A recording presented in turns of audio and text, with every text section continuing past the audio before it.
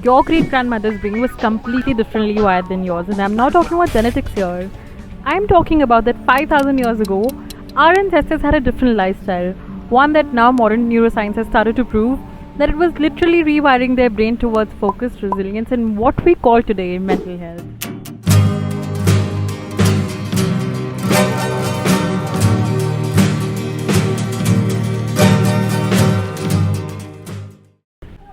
Hi, I'm Shagun, the founder of Reform for India's mental health advocacy, and today I'm going to take you on a little journey where ancient wisdom meets modern science. And I'm going to connect the dots between what your grandmother knew and what neuroscience has to say today, and how you can bring some of that magic back into your life. And once I share what I've discovered, it will change how you think about your mind forever. 3000 years ago, ancient texts described something called pran, which is a life force energy that flows through specific pathways in the body, and modern science calls it autonomic nervous system. It's basically the same thing but different language, and this is exactly where ancient wisdom gets so interesting because they did not identify things, they simply had techniques to regulate those systems.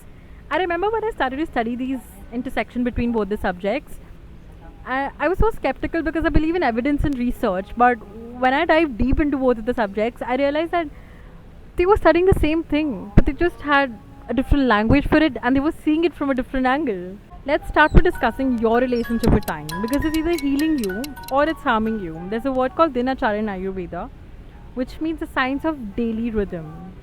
Now, your body and mind are primed for different activities at different hours of the day, and the time is not based out of clocks. It's based out of natural light cycles and energies. And you know, the most important period for mental transformation are the transitioning periods of the day, which is the dawn and the dusk. So, how you start your day and how you end your day is so important because at that time your brain is literally wired for change.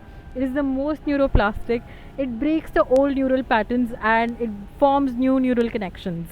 And I'd say this is so huge for mental health. So instead of fighting your natural circadian rhythms and disrupting it, I would say align with it. And here are the list of activities that you can do while starting your day, and here are the list of activities which you can try while ending your day. And this will create a huge amount of transformation. Trust me when I say it.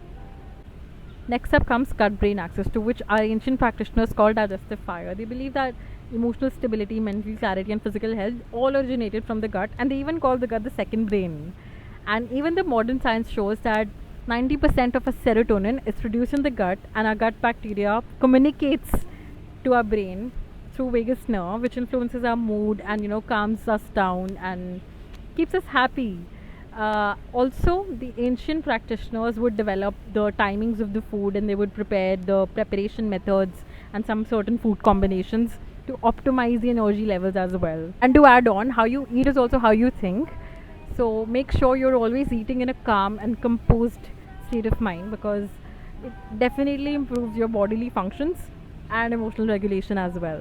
Now, let's talk about something that you're doing right now, breathing. I know you've heard this before, I know it's cliche and boring, but trust me, it works like magic. Our ancient practitioners created specific breathing patterns, almost like codes. You want to feel calm, there's a breath code for that. You want to feel focused, there's a breath code for that. You're not able to sleep, there's a breath code even for that. Even modern practitioners use it. Even I practice every day in the morning, and trust me, from feeling scattered to feeling centered, it works in seconds and it's so beautiful and magical. Reach out to me for whichever breath code do you want. I will send it to you as well. What if I tell you one of the most effective yet most overlooked medicine and tool for mental health is actually free of cost? It's nature, it's sunlight, and it's forest. Even if you spend just 10 minutes of your day in sunlight, trust me, it will increase your serotonin levels and the chances you will have depression will go really low. It will help you stabilize your mood. It will help you feel more focused and more energetic throughout the day. And there's another practice which is called forest bathing. It's no hiking, nothing at all. It's just immersing yourself in the sensory experience of forests. Doing this for 20 minutes per day will make you feel so good because it will lower your stress hormones and you'll feel calm within your heart, within your body. It's such a good and a nice practice.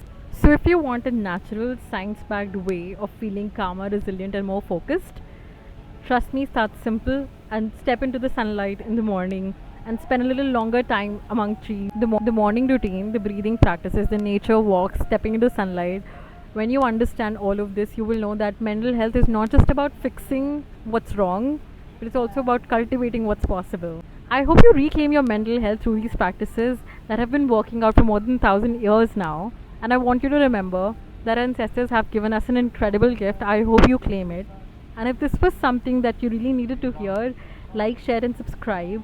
Make sure to share it with your friends and comment down below if you have something to ask and something to share. And thanks for watching. Stay tuned for more.